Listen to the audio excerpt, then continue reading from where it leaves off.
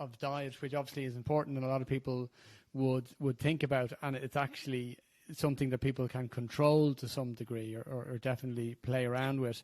In the area of other anti-aging interventions in general, I know there's like whole industries now mushroomed who are plugged into the space, whether it be nootropics or other supplements.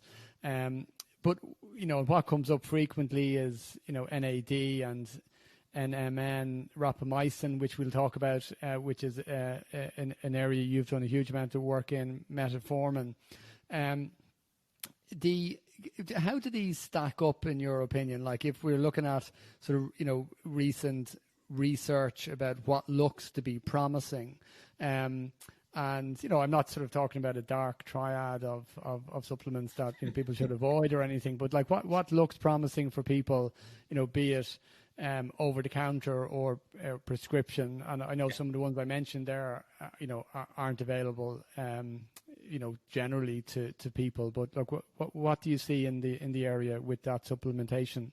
Yeah. So first, I'm going to take a step back and say that I think exercise is the most important intervention that anybody can and should do. And I would say that's the foundation. I think, this is my opinion, but I think people spend way too much energy worrying about nutrition and they don't focus on exercise. If you focus on exercise, you can, I mean, this gets back to what you were saying. Human bodies are amazingly able to withstand a whole set of dietary insults for a long time.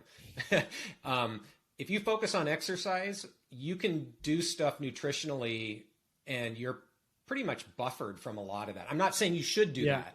I'm just saying that I wish that the message would get out that focus on exercise, a mix of resistance training and cardiovascular exercise.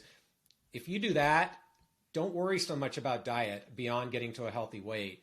In my view, it's way more important to get regular exercise for the aging process. And I want to say that because I think that's if I had one message that I would love everybody in the world to get, that's the message, right?